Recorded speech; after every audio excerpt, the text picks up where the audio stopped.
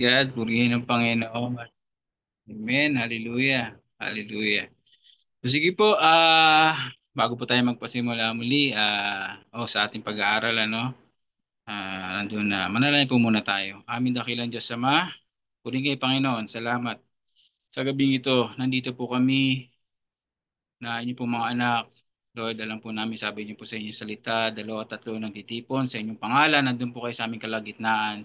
At nandun kayo yung aming dakilang guro, Banal na Espiritu Santo, samahan niyo po kami, gabayan at turuan, Panginoon, dahil ang inyo pong salita ay parang ginto, Panginoon, wala siyang katulad at hindi siya kumukupas at ang salita niyo, Panginoon, nagbibigay ng karunungan sa amin upang sa ganoon sa bawat oras na pagpili namin, Panginoon, ay yung pipiliin lang namin yung ayon sa iyo pong kalooban. Patuloy niyo pagpalain, Panginoon, inyo pong salita, ang bawat kapatiran kung saan nandito po sa Zoom, sa Bible study, at kundi po sa bawat nakakapakinig o nakakapanood, Panginoon, sa FB Live. Salamat po, purihin po kayo sa pangalan ni Jesus. Amen, amen, amen. Praise God. So sa ating po pag-aaralan, sa ating pong Bible reading, sa Mark 11, verse 27. Mark 11, verse 27 hanggang 33. Yan. So yung verse 27 hanggang 33. Sabi po dito, muli silang pumasok sa Jerusalem habang si Jesus ay naglalakad sa patio ng templo. Nilapitan siya ng mga punong pari ng tagapagturo ng kautusan at ng mga pinuno ng bayan. Siya ay tinanong nila, ano ang karapatan mong gumawa ng mga bagay na ito? Sino nagbigay sa iyo ng ganyang karapatan? Sumagot si Jesus, tatanungin ko kayo, sagutin ninyo ito at sasabihin ko sa inyo kung kanino galing ang karapatan kong gumawa ng mga bagay na ito. Sabihin ninyo sa akin, kanino nagmula ang karapatan ni Juan na magbautismo? Sa Diyos ba o sa mga tao? At sila ay nag-usap-usap. Kung sasabihin natin mula sa Diyos, itatanong naman niya sa atin kung bakit hindi natin pinaniwalaan si Juan. Ngunit kung sasabihin naman natin mula sa tao, baka kung ano naman ang gawin sa atin ng mga tao. Nangangamba sila sapagkat naniniwala ang marami na si Juan ay isang tunay na propeta. Kaya't ganito ang kanilang isinagot, hindi namin alam.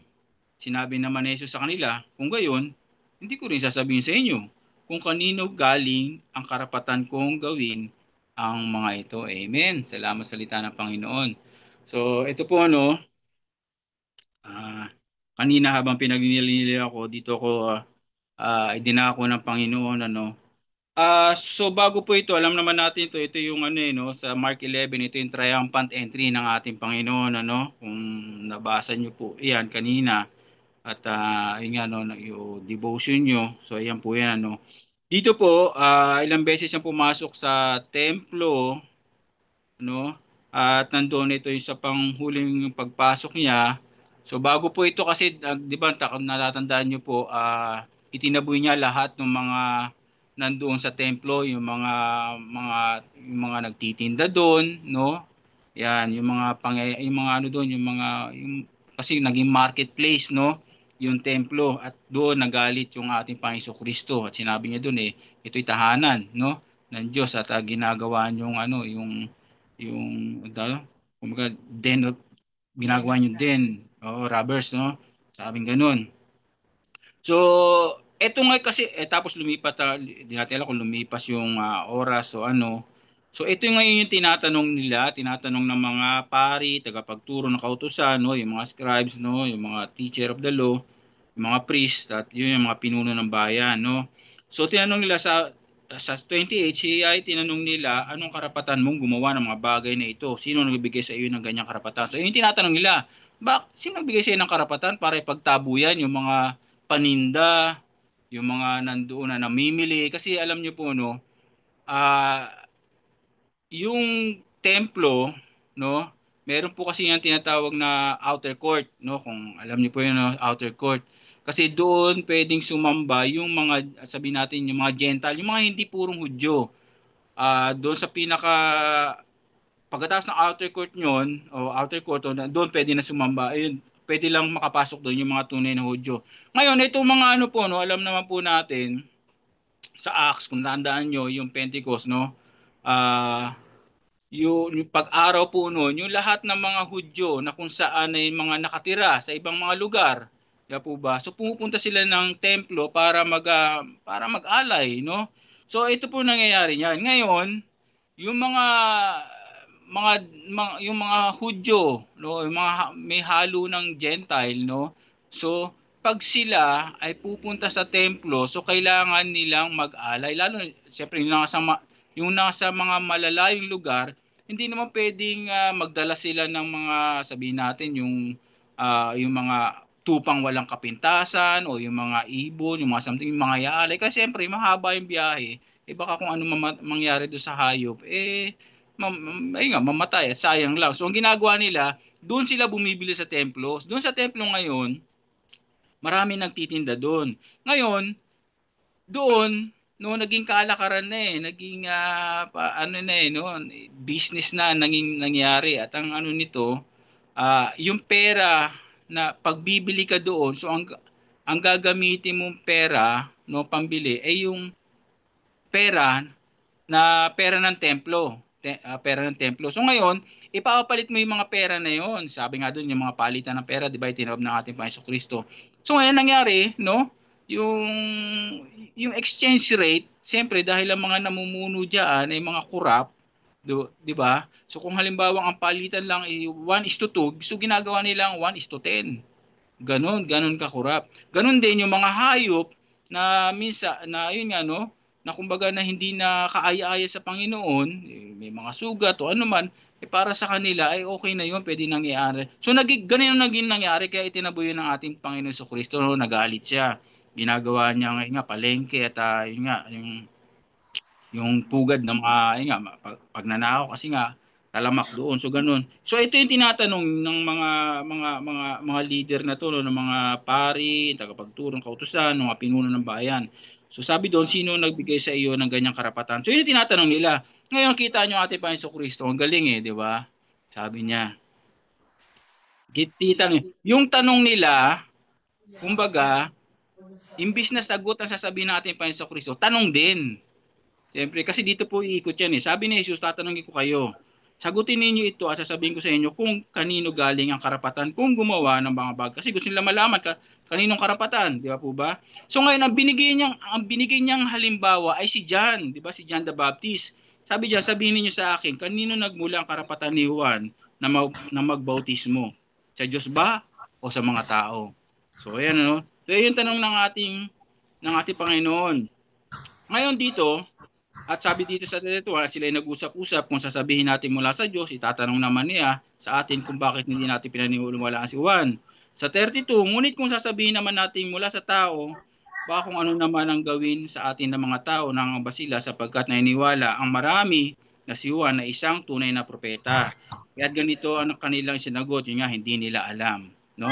Ito kasi na ngayon ang problema. Dahil naghahanap sila ng kasagutan, so siyempre, sa ating Panginoon Kristo, madali lang masagutin yun Yung karapatan niya na gawin yun ay dahil binigay na yung kumbaga, dahil siya ay Diyos. Pero ang problema, hindi siya pinapaniwalaan.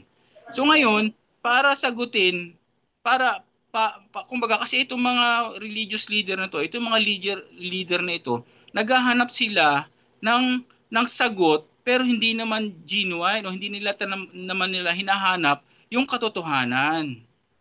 So ito po yan, kaya ganun po yung ginawa ng ating Panginoon Kristo. Kasi po, no, kaya bakit niya ginawang halimbawa si John, no, si John the Baptist? Kasi po si John, siya yung nagtuturo, o kumbaga si John, tinutukoy niya, o kahit itong Bible, di ba? Ang tinutukoy dito ay from Genesis to Revelation, di ba po ba? Ang tinutukoy dito ay ang ating Panginoon Kristo.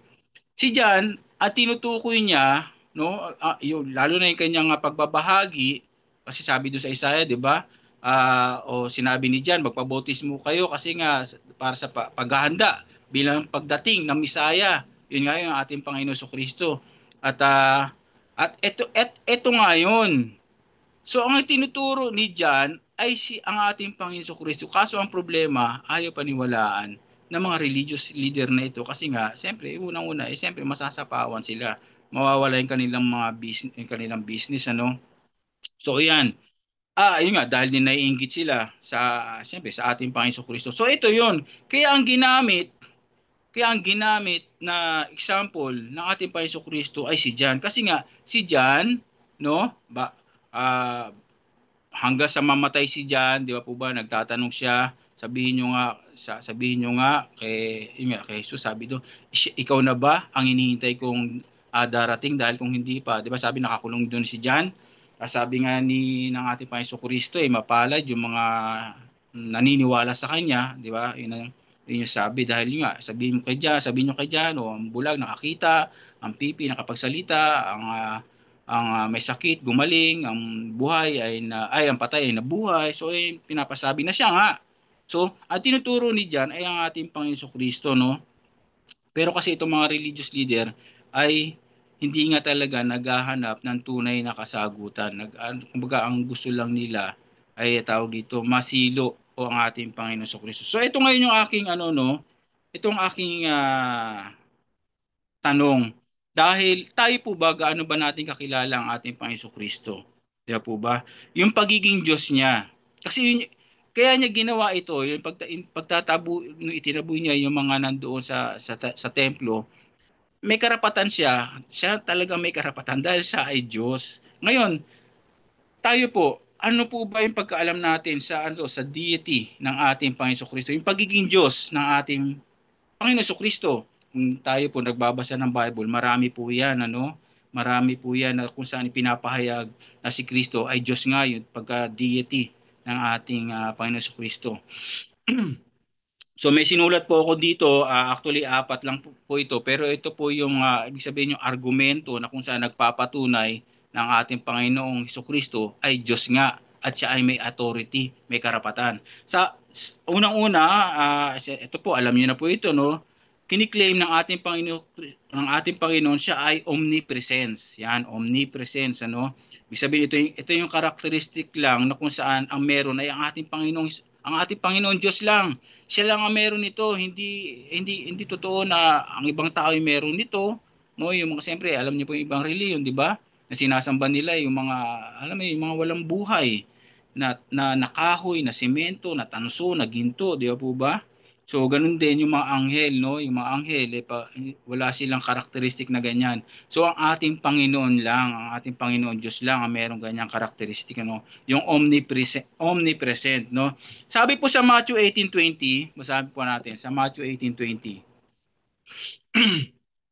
Dito pinapakita yung isa sa ayong karakteristik na ng ating Panginoon Kristo na siya ay Diyos, no? Ano sabi po diyan? Sapagkat saan man may dalawa o tatlo nagkakatipon sa pangalan ko, naroon akong kasama nila. So ano pong ibig sabihin nito? Halimbawa tayo ngayon nagba-Bible study. Sabi diyan, dalawa, tatlo nagkakatipon, narito daw sa kalagitnaan ng ating Panginoon. Amen po ba? How about kung halimbawa na may nagba-Bible study rin sa ibang bansa?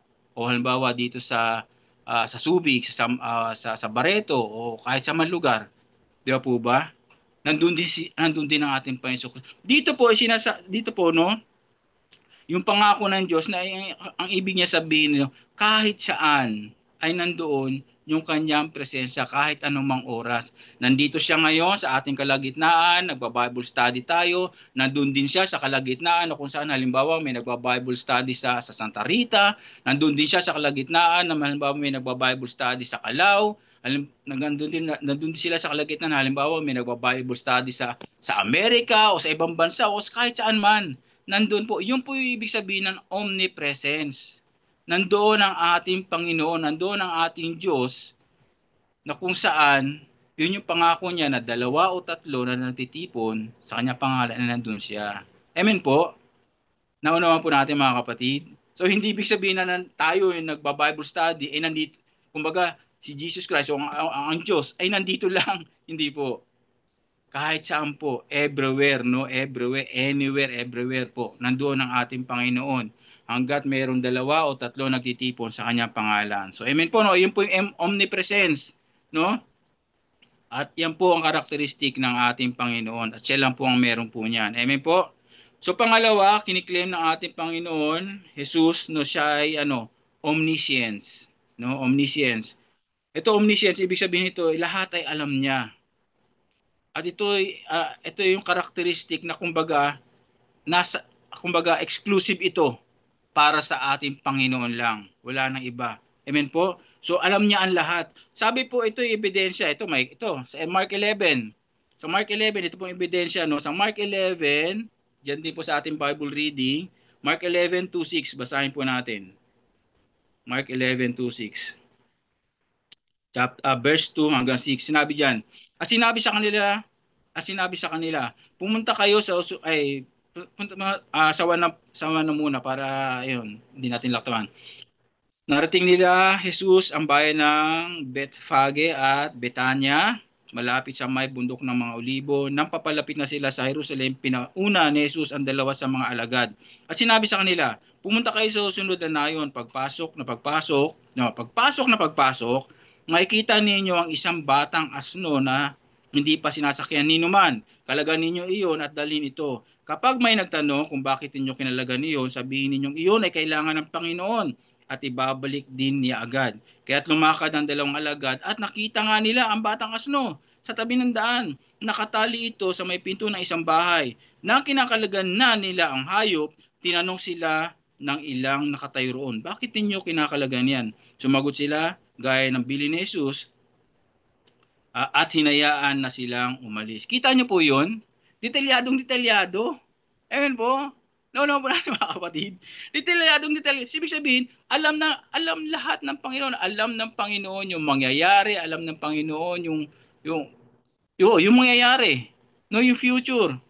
Kung yung nakaraan, siyempre dinaanan na yan, alam na natin ng ating Panginoon yan. Lalo na yung mga darating pa, alam ng Panginoon. So kita niyo po yung kanyang kiniklaim, no? Siya ay omniscience. Alam niya ang lahat. Amen po ba? So alam niya ang lahat. So ganoon din, no? Hindi lang po 'yan. Sa Matthew 12:40, punta po tayo sa Matthew 12:40. Matthew 12:40. Sa Matthew 12:40. So dito naman po, no, in-exercise po ng ating Panginoon Kristo yung gift niya na magpropesiya. Sabi po diyan, sabi sa Matthew 12:40, kung paano si Jonas ay 3 araw at 3 gabing nasa tiyan ng dambuhalang isda, ang anak ng tao ay 3 araw, 3 gabi ring nasa libingan. Amen po. So dito po, no, kinukwento niya si Jonas, ito yung nangyari kay Jonas, 3 araw 3 araw, 3 gabi nasa tiyan ng dambuhalang isda. Gayon din ang mangyayari sa anak ng tao, 3 araw, 3 gabi ring nasa libingan. So ibig sabihin, eto nagsasalita ang ating Panginoon Kristo ng mga panahon na yan, siya ay buhay at sabi niya, ito yung mangyayari sa akin, 3 araw ako, at yun nga nagkatotoo. Kasi 3 araw na sa libingan. Ganoon din po po tayo sa Matthew 24. Ito medyo mahaba po pero basahin lang po natin Matthew 24. Matthew 24 verse 1 hanggang 31. Matthew 24. Basahin na po natin. Haba pa naman po ang oras, Matthew 24 verse 1:31. Sabi dito, lumabas si Jesus sa templo, paalis na siya nang lumapit ang mga alagad at itinuro sa kanya ang mga gusali sa templo. Ito po, narinig niyo po ito sa akin lagi, di ba? At sinabi niya sa kanila, nakikita ba ninyo ang mga gusaling yan? Tandaan ninyo, darating ang araw na wala ring matitirang bato sa ibabaw ng kapwa bato. Lahat ay guguho. Noon si Jesus ay nasa bundok ng mga Olibo habang siya nakaupo roon, palihim siya ang tinanong ng kanyang mga alagad, kailan po mangyayari ang mga sinabi ninyo? So nagtatanong yung mga kanyang mga, kailan daw mangyayari? Di ba po ba yung propesya? O yung sinasabi niya na itong, kasi ng panahon, yung mga oras na yan, nakita o namangha yung mga alagad na napakaganda ng gusali, pero sabi ng Panginoon, hindi. Isang araw makikita nyo, wala nang kapwa bato na magkapatong diyan. Lahat ay guguho, malinaw 'yun. Malinaw pagsasabi ng ating Panginoon, 'di ba?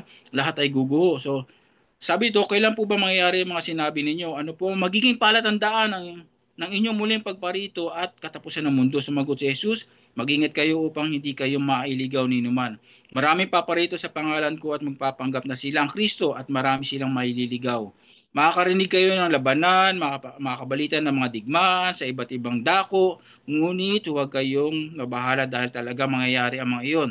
Bagamat hindi pa iyon ang katapusan ng mundo, maglalaban-laban ng mga bansa at gayon din ang mga kaharian. Magkakaroon ng taggutom at lilindol sa maraming lugar. Ang lahat ng mga ito ay pasimula pa lamang ng mga paghihirap sa tulad ng isang babaeng mga anak. Sa panahon ngayon, kapuputan lahat dahil sa inyong pagsunod sa akin, isasakdal kayo upang pahirapan patayin. At dahil dito ay maraming tatalikod sa kanilang pananampalataya, mapuput sila at magtataksil sa isa't isa. So kung babasahin pa ho natin, propesya ito na kung saan kung ano yung mangyayari bago yung kanyang pagdating. No? So kita nyo po yun, ano, alam ng Panginoon lahat. Di ba po ba? Yung mangyayari sa atin din alam ng Panginoon. Di ba po ba? Hindi na nga lang siya nandito. No, pero nandoon, ni-remind tayo ng Banal na Espiritu Santo, ganito ang mangyayari sa iyo pag itong pinili mo. Kasi kung tayo nagbabasa ng salita ng Panginoon. Amen? Ganito ang mangyayari sa iyo, mapapahiya ka, malulugmok ka pag hindi mo sinunod yung salita ng Panginoon. So ganun lang po yun, ano?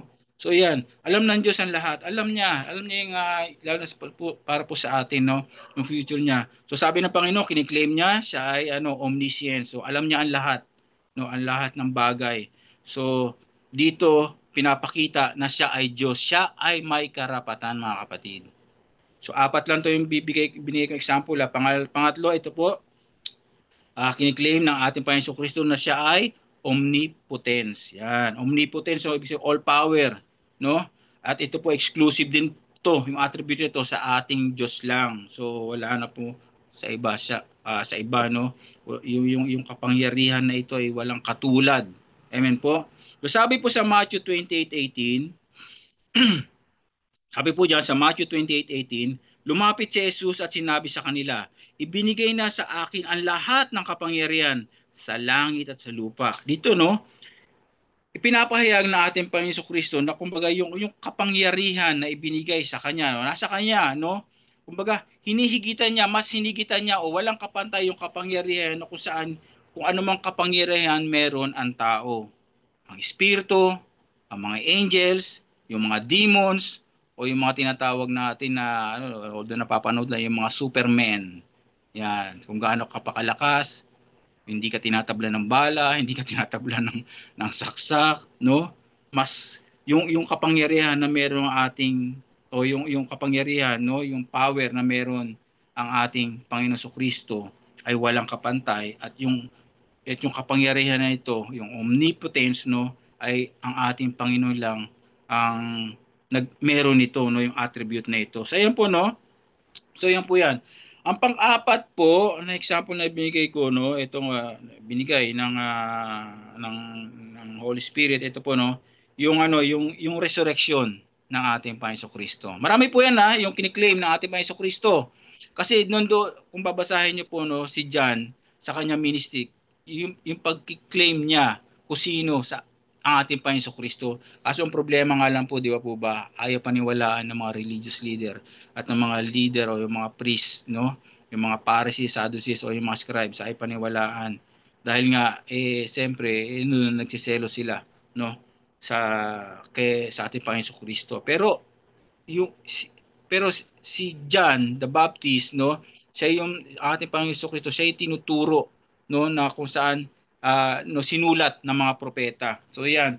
So siya yung Diyos, pero ayaw paniwalaan ng mga panahon yan ng mga religious leader. At hanggang sa panahonan din naman natin, ano, di ba po ba, kahit mismo ang Israel ayaw paniwalaan na ating Panginoon Kristo ay Diyos, no? So nandoon. So pangalawa, yung resurrection ng ating Panginoon Kristo, no? Ito po yung pinakamatinding pinakamatindi o matasabi kong strongest and supreme argument na si Jesus ay isang ang Diyos. Sabi po sa Romans chapter 1, verse 2 and 4. Punta po natin sa Romans chapter 1, verse 2 and 4. Sabi po dyan, ang magandang balitang ito ipinangako niya noong una pa man sa pamamagitan ng mga propeta. At sinabi, ito po, di ba? Ang balitang ito ipinangako niya noong una pa man sa pamamagitan ng mga propeta. So pinapatukuyan ng ating Panginoon Kristo at sinasabi sa mga banal na kasulatan So ito po yung mga ebidensya ay tungkol sa kanyang anak, ang ating Panginoong Jesucristo. Tungkol sa kanyang pagiging tao, siya ipinanganak mula sa lahi ng David, at tungkol naman sa espiritu ng kabanalan, ipinahayag siya bilang anak ng Diyos sa pamamagitan ng isang makapangyarihang gawa ng kanyang muling pagkabuhay. So amen, ito po no, pinapakita po dito, no? Ito na nga, nabasa natin ano, siya yung tinutukoy ng mga propeta, ng kasulatan, di po ba? At mismo no, ang Diyos Ama, ang kapangyarihan ng Diyos Ama no, siya yung bumuhay sa ating Panginoon Kristo. Dito po no,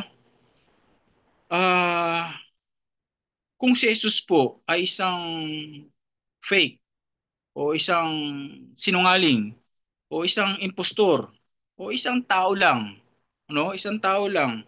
At yun nga, ganun siya, isang impostor, isang sinungaling at maaaring isang tao lang.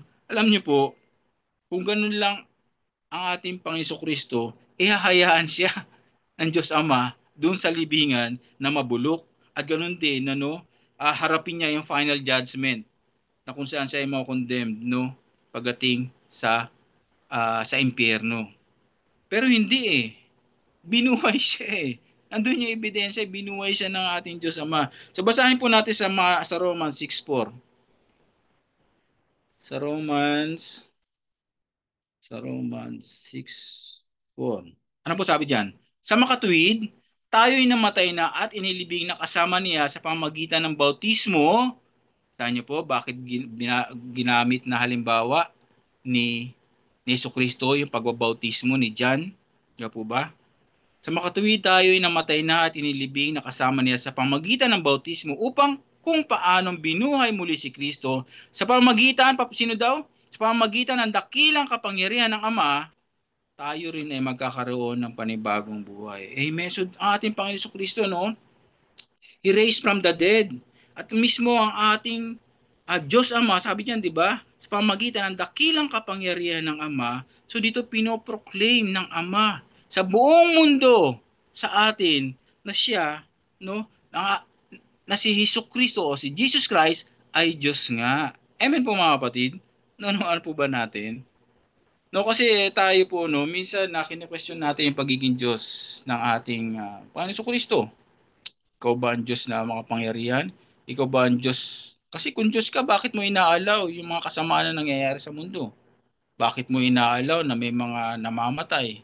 Bakit mo inaalaw na may mga batang wala pang, hindi pa nila nasisilayan, o I mean, yung mga batang hindi pa nila lubos na, bakit mo pinakabaya? Kung Diyos nga siya, if God is a loving God, di po ba? A God of love and grace, bakit hinahayaan niyang may mga inosenteng namamatay?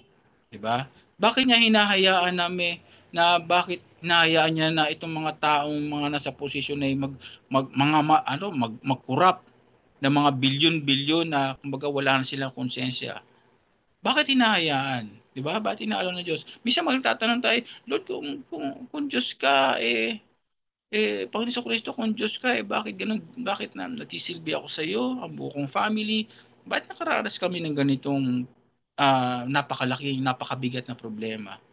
Kaya po ba? Marami po ito, no? Apat lang itong ibinigay ko, no? Ang Diyos, kumbaga, si Kristo nga ay Diyos, ay may authority, at kaya yun ang sinabi niya, kaya hindi niya sinabi yun. Kasi kung sasabihin niya na siya ay Diyos, mas lalo siyang hindi, mas lalo nga hindi siya paniniwalaan.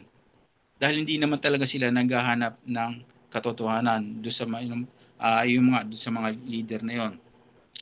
So isa lang po ito, apat lang po ito, no. Alam naman natin marami ang mga attributes ng ating Panginoon Kristo na siya ay Diyos nga dahil siya una, siyempre yun nga, siya ay bumubuhay ng mga patay, di po ba?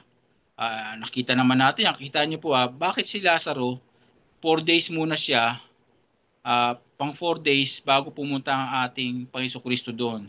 Nung unang araw nung pumunta doon yung kapatid ni Lazaro na kung saan sinabi may sakit, bakit hindi nagpunta ang ating Panginoon Kristo? Kasi po may sa mga sa mga Israelita, no, sa mga Hebrew o sa mga Hebrews, meron po kasi silang pamahiin o superstition na kung saan within 3 days, hindi pwede pang ilibing yon, kumbaga something ganun, kasi nga may tawag to, paniniwala sila na yung tao ay pwede pang mabuhay. 3 days lang, hanggang 3 days lang. Pero ang ginawa ng ating Panginoon sa Kristo, 4 days. Na ibig sabihin, walang makakagawa na nun. Kasi pag 3 days na at hindi pa siya nabuhay, ibig sabihin, talagang mamamaho na siya. 4 days, di ba? Ganon din naman, meron sa kanila na, yun nga, ah tawag dito, na kita niyo po yung pinagaling. Kasi doon, may mga iba nagpapagaling na kaya nga binabanggit nila kung sino yung tawag dito. Kailangan banggitin kung sino yung demonyo o something gano'n, no? Na nasa isang tao. Pero paano mababanggit yun kung ang isang taong sinasani o sinasalihan na masamang espiritu ay pipe?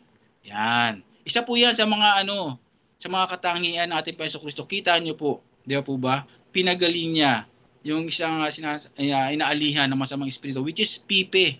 So dapat yung kasi i-confess yun kung sino yung diablo o sino yung espiritong nandoon. Kaya di ba may tinanong sa ating Panginoon Kristo doon sa tinanong niya, sabi, anong pangalan mo? Sabi naman yung isa Legion, kasi nga marami sila. So ganun po yun, may mga paniniwala yung mga Israelita ng mga. So marami pa.